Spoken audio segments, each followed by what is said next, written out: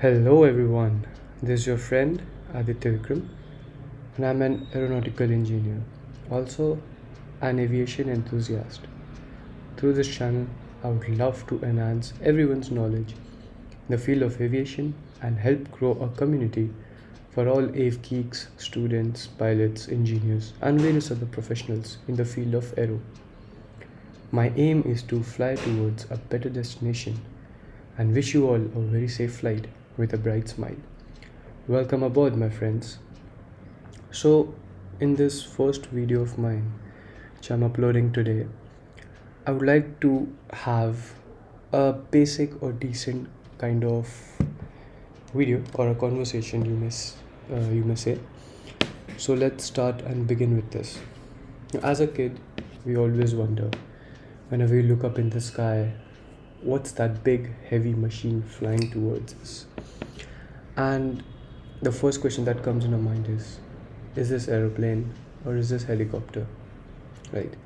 So in India, growing up in India, we all have seen different kinds of airplanes or helicopters, military jets, some of the train aircrafts, those who live in certain parts of our country. So in this particular video, I'll just tell you about how to observe and what are the parts of an aircraft or a helicopter. Let's get started. So, as we all know, in aeronautics, the field of aviation, or whatever you call it, aerospace, we have an aircraft versus a helicopter. So, aircraft is generally fixed wing. Helicopter, the wing is not fixed, it's rotating. Therefore, this machine is called rotorcraft, and this is simply aircraft. As you can see, there are many seats in this particular flying machine and it carries large amount of passengers, where in helicopter as low as 2 to 4 passengers can go up to 6 to 12 for business helicopters. These are conventional ones, no military, no trainer, just a keen observation in this field. Okay. So in aircraft you can see the wings are attached and the engines are mounted below the wing.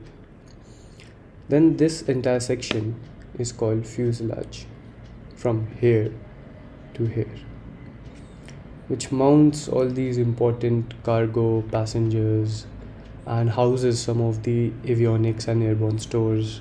Also, various aircraft systems. The access doors are provided in the lower section of the fuselage. The aircraft itself is divided into 1, 2. This is the forward section. This is the middle section, and this here is the aft section. So, but in the helicopter, it's quite opposite. Instead of entire fuselage, you just have this much area as fuselage. As this area is tail boom. This right here is a stabilizer or tail rotor, which helps to maintain a stable helicopter flight. Discussing about stability and all these controls, I'll cover it up in some other video, but just the basics so that everyone can catch up and know about the aircraft and helicopter. So, as explained in above slide, that what are the parts of the same helicopter and aircraft, here I have mentioned so that in case anyone fail to catch up with the kind of accent I'm speaking, you can definitely look here. So this right here is the fuselage, as I said. These are the engines or the power plant. This right here is the wing, like aircraft is having 2 wings, of course. And this is the nose, where you have the weather radar and all these important early warning radars and everything. And above the nose you have the cockpit. This nose is operable, it opens for timely inspections. Though these are certain topics which I'll be covering in later videos of mine, how inspection works and everything, what are the checks and different types of flight, what are the typical kind of trainer aircraft. So all these slowly I'll be covering up in my later videos. Then we have the helicopter. This right here is known as the main rotor, the only source of providing lift, and the helicopter flies vertically up and down, also forward and backward. The aircraft only flies forward, it doesn't fly backward. So this right here is quite a disadvantage, wherein you can use helicopters in high altitude terrains and all these operations where the runway is not available. You can land on a very small helipad, and the helicopter also comes in two variants. One is the skids, as you can see, they're the landing skids. Another variant of a helicopter is known as the landing gear one, which is having wheels, wherein you can use the helicopter to roll up to certain distance. Rolling is movement of the helicopter up to a certain distance and then generate lift or take off. This right here is the fuselage. Again, we have two pilots. There's back, we have passengers or any crew or testing crew, whatever you want to take, rescue operations. So this is what the kind of engines which they use, because as a common human being, when we look outside, we are talking about non-aviation people and those who know nothing about aviation. When we look outside, what we first wonder is what type of engines they use. Okay, so majority of commercial jets or aviation trainers which students used to train: military, fighter jets, cargo aircraft. So these four are the common types of engines which are used. The piston propeller is generally used, and the picture of piston propeller was not available at the time of making this video, so I'll just shift here and tell you that this particular engine is piston prop and turboprop, somewhat same. It's just like your car engine, 4-cylinder or 6-cylinder, and either it will be V type, O type, all these types will be discussed in further videos. But to give you a rough idea how piston propeller aircraft looks, so this is how it looks. All these general aviation trainers, and as a student, if you'll be flying someday, so you'll get to use this type of engine. Then you have the turbo propeller, all these regional airliners who go up to certain distances, not as long haul flights, so these use turbo propeller aircraft. Most typical common type you must have seen: Indigo flying these small jets with blades coming out, and there is no engine casing like this. So yeah, turbo propeller is that kind of aircraft. Then comes with the turbofan. Turbofan is this only. As you can see, there's a fan and the engine casing is provided, the knuckle and the exhaust section. So about the engines I'll be explaining in some other video. Now the turbojets. Turbojets are combination of low bypass, high bypass, same with the turbofans. So majority of military fighter jets use low bypass turbofans, and some use turbojets. Okay. Now the aircraft classification can be divided up to certain extent, that few are manned aircraft, which is having a physical pilot sitting inside and piloting the aircraft. Rest are all are remotely controlled aircraft, what you call as drones.